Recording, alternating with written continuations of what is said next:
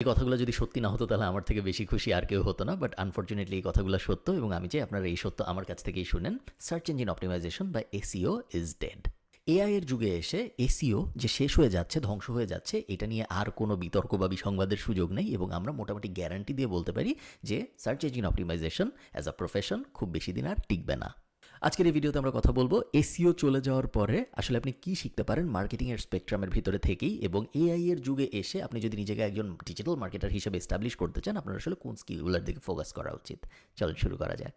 আচ্ছা, যখন কোনো স্কিল শেষ হওয়া শুরু হয়, যখন কোনো স্কিলে বিপদ হওয়া শুরু হয়, তখন অনেক মানুষ আছে যারা এটা একসেপ্ট করে না যে এই স্কিলটা বিপদের মধ্যে পড়ছে বা এই স্কিলটা শেষ হয়ে যাচ্ছে। এইটা যখন গাড়ির ইঞ্জিন আবিষ্কার হয়েছিল তখন যারা ঘোড়া চালাইতো তাদের থেকে শুরু করে পরবর্তীতে বিভিন্ন সময় ইভেন ট্যাক্সি ড্রাইভাররা যখন উবার আসলো তখন কখনোই কেউ এটা আসলে মেনে নিতে চায় না যে তার ইন্ডাস্ট্রিটা বা তার স্কিলটা, সে যে জিনিসটা অনেক ভালো পারে ওইটার ডিমান্ড আসলে মার্কেট থেকে কমতেছে।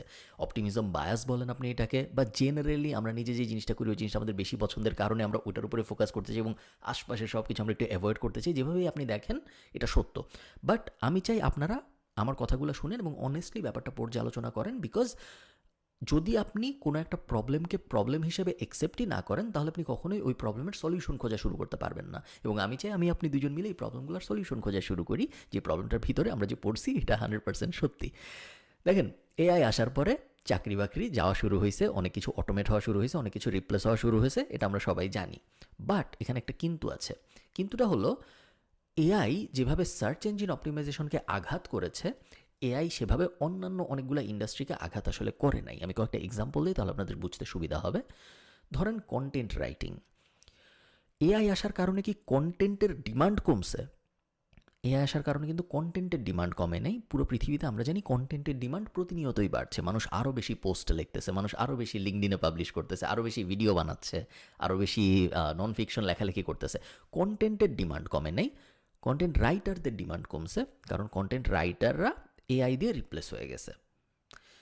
এখন আমরা আরেকভাবে চিন্তা করি, ধরেন বেসিক ভিডিও এডিটিং বা গ্রাফিক ডিজাইন। গ্রাফিক ডিজাইনের ডিমান্ড কমে নেই, এখনও কোটি কোটি ক্রিয়েটিভ লাগতেছে, সব জায়গায় আগের থেকে আরও বেশি লাগতেছে। নতুন নতুন বিজনেসেস শুরু হচ্ছে, এক্সিস্টিং বিজনেসেস ডিজিটাল হচ্ছে, তাদের নতুন নতুন গ্রাফিক লাগতেছে, নতুন নতুন ফেসবুক পেজ ওপেন করতে হচ্ছে অনেক বিজনেসের।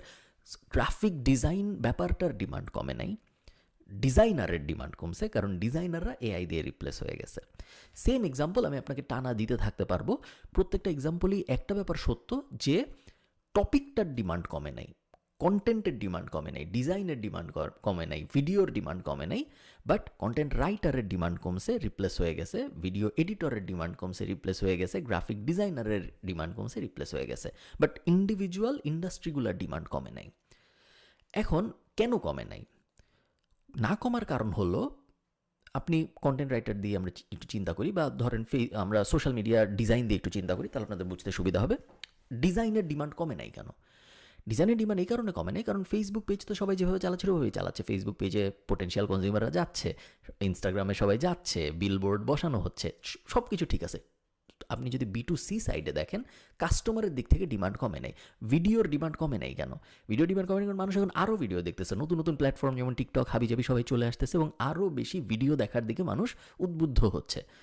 ভিডিও ডিমান্ড কমে নেই, ভিডিও এডিটরের ডিমান্ড কমছে, বাট ভিডিও কনজামশন কিন্তু আগের থেকে আরও বাড়তেছে। এসইওর ক্ষেত্রে ব্যাপারটা উল্টা। এসইওর ক্ষেত্রে যে সমস্যাটা হয়েছে, এসইও এমন একটা ইন্ডাস্ট্রি, সার্চ ইঞ্জিন অপটিমাইজেশন, যেটা দুই দিক থেকে আঘাত পাইছে। দুই দিক থেকে আঘাত মানে কি? একে তো এসইও এক্সপার্টদের ডিমান্ড কমতেছে, যেটা আর কি ধরেন ভিডিও এডিটরদের ডিমান্ড কমতেছে বা কোডারদের ডিমান্ড কমতেছে বা গ্রাফিক ডিজাইনারদের ডিমান্ড কমতেছে এআই এর কারণে। ওটা এসইওর জন্য সত্য, এসইও এক্সপার্টদের ডিমান্ড কমছে। আগে আমাদের একজন মানুষ লাগতো যে একটা অন পেজের দিকে তাকায় অ্যানালাইসিস করে বুঝবে যে এই অন পেজটার মধ্যে কী কী পরিবর্তন আনতে হবে, কোন জায়গায় ইন্টারনাল লিঙ্ক বসাইতে হবে, কন্টেন্টের লেন্থ কি বাড়াবো নাকি কমাবো, কী করবো না করবো, একজন মানুষ লাগতো। এখন আর মানুষ লাগে না। আগে ইন্টারনাল লিঙ্ক বসানোর জন্য মানুষ লাগতো, এখন আর লাগে না। আগে আমার পুরা একটা ওয়েবসাইটের অডিট করে সেই অডিট ফাইল থেকে অ্যানালাইজ ডেটা বের করার জন্য, অডিট ফাইল তো অডিট ফাইল দেখে একজনের আগে বুঝতে হইতো যে হ্যাঁ এই এররটার মানে হলো এখন আমার এই করতে হবে। আগে এগুলো করার জন্য মানুষ লাগতো, এখন পুরো অডিট ফাইলটা সিএসভি ধরে আমি যদি জিপিটিতে আপলোড করে বলি যে অ্যাক্ট অ্যাজ আ 15 বছর experienced SEO expert and give me suggestions, চলে আসে, মানুষ আর লাগে না। সো ডিমান্ড যেভাবে কোডারদের কমতেছে, ডিজাইনারদের কমতেছে, ওভাবে এসইও এক্সপার্টদেরও কমতেছে, সেটা ঠিক আছে। বাট এখানে একটা অন্যদিকে টুইস্ট আছে।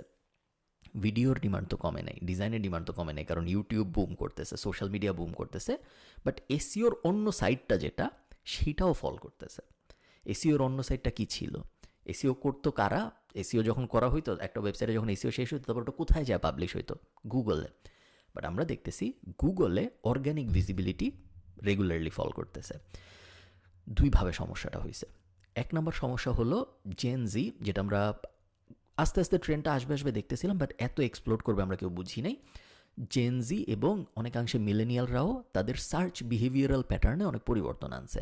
আগে মানুষজন কোনো কিছু দরকার হলে ডিরেক্ট গুগলে যে সার্চ দিত, এখন মানুষ কোনো কিছু দরকার হলে হয় ইউটিউবে যে সার্চ দেয় অথবা টিকটকে যে সার্চ দেয়। এই দুইটাই বুমিং, ট্রেন্ডিং, স্পেশালি জেনজি ওই দুনিয়াটার ভিতরে। সো এটা একটা কারণ যে কারণে গুগলের উপর ডিপেন্ডেন্স কমতেছে। আরেকটা আপনারা বুঝতেই পারছেন, এআই আসার কারণে যেটা হয়েছে, আগে মানুষের কোনো একটা কিছু জানার দরকার হলে সে গুগল করতো, গুগল করার পরে গুগল তাকে 10টা-20টা লিস্ট দিত, একটা সার্চ রেজাল্ট, সে এক এক করে ক্লিক করে তার যা জানার দরকার সেটা ওই পেজটার মধ্যে আসে নাকি খুঁজে বের করার চেষ্টা করতো। কঠিন একটা প্রসেস ছিল। এখন সে ডাইরেক্ট জিপিটিতে যাচ্ছে, জিজ্ঞেস করতেছে, ডাইরেক্ট অ্যান্সার পাচ্ছে। ওই সার্চ করা, রিসার্চ করার কোনো ঝামেলার মধ্যে এখন আর নেই, এখন সরাসরি অ্যান্সার পেয়ে যাওয়া যাচ্ছে। গুগলও এই জিনিসটা বুঝছে।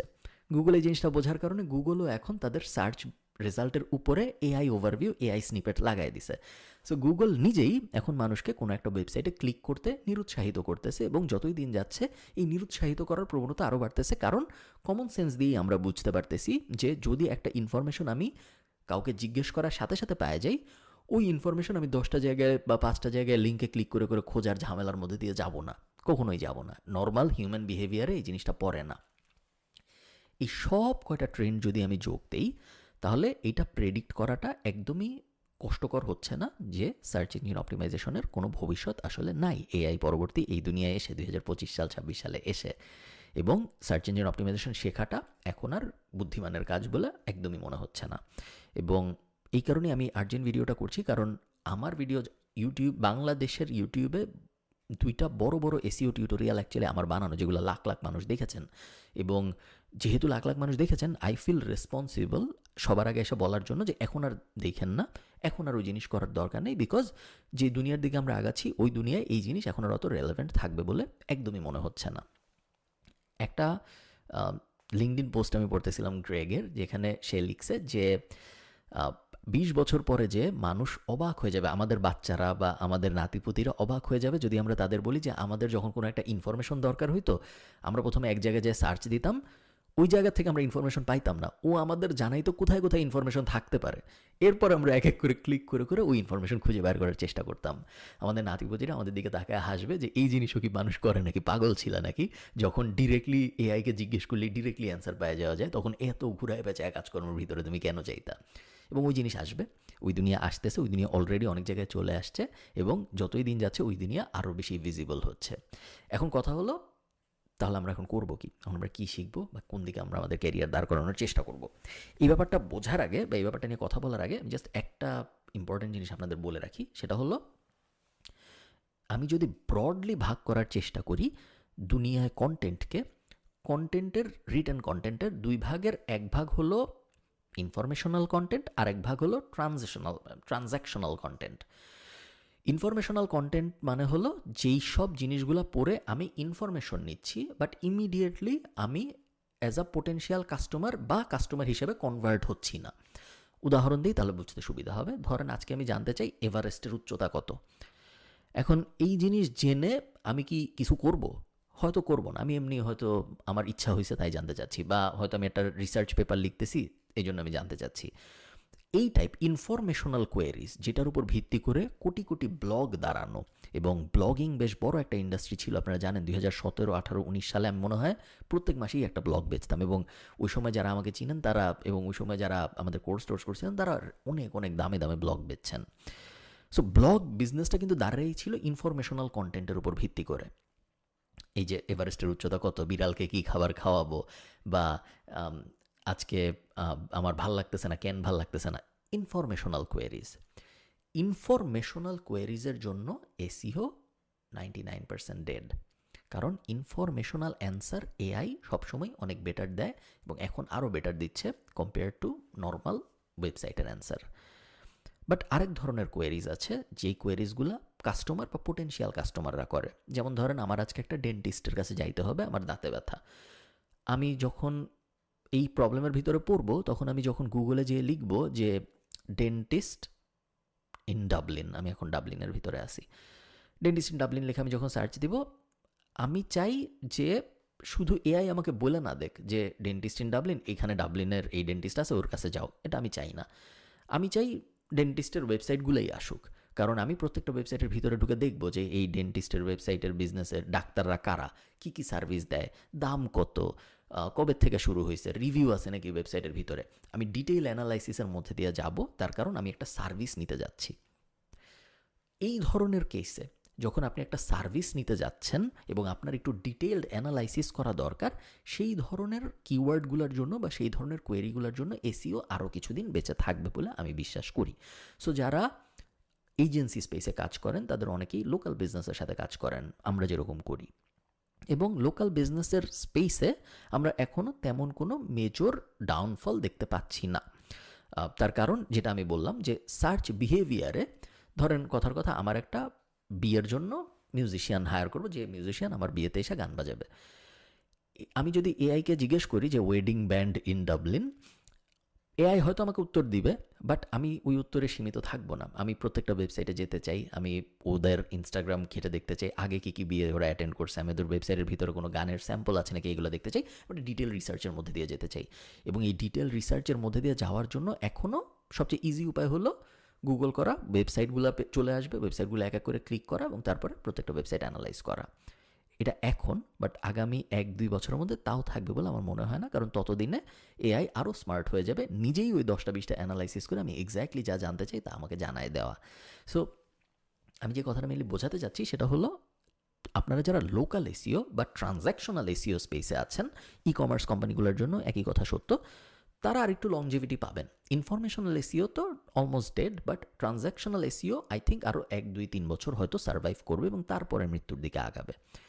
আরেকটা ব্যাপার আমি আপনাদের বলি, আপনারা যদি একটু লজিক্যালি চিন্তা করেন জিনিসটা, যে দুনিয়ার 70% কন্টেন্ট লেখা হবে এআই ইউজ করে, এটা হয় ম্যাকিনজি বলছে বা one of the big fours, কে বলছে, কোন কনসালটেন্সি ফার্ম বলছে এটা আমার এক্স্যাক্টলি এখন মাথায় আসতেছে না, বাট বড় কেউ একজন বলছে।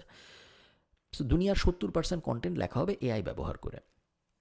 আপনি একটু লজিক্যালি জিনিসটা চিন্তা করেন যে আমি এআই ব্যবহার করে একটা কন্টেন্ট লিখলাম, এরপরে সেই কন্টেন্ট আমি একটা ওয়েবসাইটে পাবলিশ করলাম, এরপরে আমি আশা করতেছি যার এই ইনফরমেশনটা লাগবে সে গুগল করে আমার ওয়েবসাইট খুঁজে বাইর করে এই এআই দিয়ে লেখা জিনিস পড়বে, যখন সে সরাসরি এআইকে জিজ্ঞেস করতে পারত। এইটা কিন্তু কোনো সেন্স মেক করে না, তাই না? কারণ আমি তো ওই এআইকে দিয়েই লেখা এনে আমার ওয়েবসাইটে পাবলিশ করছি, ওই লোকও জানে দুনিয়ায় এআই আছে। সো সে খামাখা কেন গুগল করে ঘুরে ফিরে আমার ওয়েবসাইট খুঁজে বের করে আমার কাছ থেকে ওই লেখা পড়বে, সেম এআইয়েরই লেখা পড়বে, যখন সে সরাসরি এআইকে জিজ্ঞেস করে ওই ইনফরমেশন জেনে নিতে পারতো। এবং আমার লেখা সে যখন পড়বে, আমার ব্লগ যখন সে পড়বে, সেই ব্লগে তো সে ফলো অন কোয়েশ্চেন করতে পারবে না, তার যদি কোনো কিছু তো কনফিউশন লাগে সে আবার জিজ্ঞেস করতে পারবে না, কিন্তু এআই এসে করতে পারবে। এবং এআইয়ের কাছে আরও আপ টু ডেট ইনফরমেশন থাকবে, যেটা আমার ব্লগের কাছে থাকবে না, কারণ আমি তো ব্লগ প্রত্যেক দিন আপডেট করি না। সো ওই অ্যাঙ্গেলেও যদি আপনি চিন্তা করেন, কমন সেন্স থেকে আমরা বুঝতে পারতেছি যে ইনফরমেশনাল এসইও স্পেসে বা generally search engine optimization space আসলে খুবই ভয়ঙ্কর একটা সময়ের মধ্যে দিয়ে যাচ্ছে এবং প্রবাবলি অলমোস্ট ডেড অবস্থায় চলে আসছে। আমরা আর 1-2 বছরের মধ্যে দেখতে পারবো যে সার্চ ইঞ্জিন অপটিমাইজেশন ডেড। এখন কথা হলো তাহলে ডিজিটাল মার্কেটাররা কী করবে বা এসইও এক্সপার্টরা কী করবে? দুইটা একটু ডিফারেন্ট কোয়েশ্চেন, কারণ ডিজিটাল মার্কেটিংয়ের ভিতরে এসইও একটা সাবসেগমেন্ট। ডিজিটাল মার্কেটিং মানে কি? ডিজিটাল মার্কেটিং মানে হলো একটা কোম্পানি একটা প্রোডাক্ট বা সার্ভিস বেচে, সেই প্রোডাক্ট বা সার্ভিসকে ডিজিটালি বিক্রি করার জন্য আপনি যা যা করতেছেন সব কিছুই digital marketing. So TikTok ad, Facebook ad, Meta performance marketing বা লিঙ্কডইন অপটিমাইজেশন বা গ্রোথ হ্যাকিং বা ইমেল মার্কেটিং বা সিআরও বিশাল লিস্ট, এবং সব কিছুই ডিজিটাল মার্কেটিং স্পেকট্রামের ভিতরে পড়ে। এবং এই যে বিশাল লিস্ট ডিজিটাল মার্কেটিংয়ের, এই লিস্ট থেকে আপনি এখন এসইওকে সরাই ফেলতে পারেন। আই থিঙ্ক আগামী 3-4 বছরে আমি এটা দায়িত্ব নিয়ে বলছি, এসইও উইল নট সার্ভাইভ। এবং এসইও ইজ ডেড এই কথাটা না একটা জোক ছিল এসিও কমিউনিটির ভিতরে। গত 7-8 বছর আমি অনেকবার শুনছি এসিও ইজ ডেড, এসিও থাকবে না, এসিও আর থাকার অবস্থা নাই। আমি আপনাদের উদাহরণ দিয়েও বলতে পারবো, যখন 2016-17 ভয়েস সার্চ আসা শুরু হইলো, একসময় কিন্তু অ্যালেক্সা, হে গুগল, সিরি এগুলো জনপ্রিয় ছিল না। 17-18 এই টাইমটা জনপ্রিয় হওয়া শুরু হয়, এবং তখন সবাই বলা শুরু করে যে মানুষ গুগলে যা লিখবে কেন, মানুষ সরাসরি তার ফোনে বলে ফেলতে পারে যে আমার অমুক জিনিস লাগবে, ফোন উত্তর দিয়ে দেয়, সো মানুষ গুগলে যা সার্চ দিবে কি জন্য। সবাই বলছিল এসিও ইজ ডেড। বাট আমরা যারা ওই ইন্ডাস্ট্রিতে ছিলাম আমরা বুঝছিলাম যে না, ডেড না, কারণ এইটা ন্যাচারাল বিহেভিয়ার না, মানুষ সবসময় কথা বলবে ওইটা না, এবং মানুষ পড়তে পছন্দ করে, এবং অনেক বড় কনটেক্সট দরকার হয় কোনো ইনফরমেশন জানার জন্য, যেটা একটা অ্যাসিস্ট্যান্ট ভয়েসে বলে দিতে পারে না। সো এসিও ডেড না, এটা নিয়ে আমরা তখন কোনো কথাবার্তা বলি নাই। তারও আগে যখন পেজ র্যাঙ্ক অ্যালগোরিদম থেকে শিফট হয়ে গুগল 200 র্যাঙ্কিং ফ্যাক্টর অ্যালগোরিদমে আসলো, তখন অনেক কথাবার্তা হয়েছিল যে এসিও ডেড। প্লাস গুগল কিছুদিন পরপরই যখন কোর অ্যালগোরিদম আপডেট দিত, ধরেন helpful content update, May algorithm update, August algorithm update, এই ধরনের জিনিসগুলো যখন গুগল দিত, তখন সবাই প্রত্যেকটা আপডেটের পরে বলতো যে হ্যাঁ এখন আর তো হবে না, এখন আর চান্স নাই। যখন গুগল রেডিটের শেয়ার কিনলো, এবং তারপরে রেডিটকে যখন প্রায়োরিটি দেওয়া শুরু করলো গুগলের সার্চ রেজাল্টে, তখন সবাই বলছে যে এখন আর এসিওটিসের মধ্যে যাওয়ার দরকার নেই, এখন ফোরামগুলোই প্রায়োরিটি পাবে। বাট তখন কিন্তু একবারও আমার মনে হয়নি, গত 12-13 বছরে এই প্রথম মনে হচ্ছে যে এসইও অ্যাকচুয়ালি শেষ। এবং আজকে যদি আমি চিন্তা করতাম যে ডিজিটাল মার্কেটিংয়ের ভিতরে কোন সেগমেন্টে আমি আমার কাজকর্ম ক্যারিয়ার দাঁড় করানোর কথা চিন্তা করব, কোনো দিনও আমি এসইওর কথা ভাবতাম না, বিকজ এসইও খুবই শেকি মনে হচ্ছে আমার এই মুহূর্তে। এবং এটা শুধু আমার মনে হচ্ছে এরকম না, আমি ধরেন ম্যাট ডিগিটির অ্যাফিলিয়েট ল্যাব ছিল, বন্ধ হয়ে গেল গত বছর। অথরিটি হ্যাকার ছিল গেইল এবং মার্কের, ইউকে বেসড কোম্পানি ছিল, বন্ধ হয়ে গেল। অনেকগুলা এজেন্সি, আমি যেহেতু ইউরোপ মার্কেটে বেশি কাজ করি, সো ইউকেতে, আয়ারল্যান্ডে, আমাদের আশপাশে আমরা দেখছি যারা এসইওর উপরে ফোকাস ছিল সবাই বন্ধ হয়ে গেছে। যারা বন্ধ হয় নাই তাদেরও গ্রোথ রেট অনেক কমে গেছে। এবং এজেন্সি স্পেসে, এটা একটু ডিটেল কথাবার্তা হয়ে যাচ্ছে, এজেন্সি স্পেসে একটা খুব ইম্পর্টেন্ট মেট্রিক হলো আপনার নতুন কাস্টমারের রেট ভার্সেস আপনার চার্ন।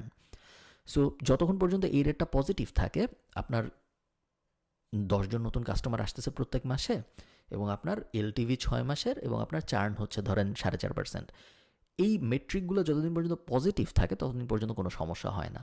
বাট অনেক এজেন্সির এই মেট্রিকগুলো আস্তে আস্তে নেগেটিভে চলে যাওয়া শুরু করছে, তাদের চার্ন স্টেবল না থেকে উল্টা বেড়ে গেছে।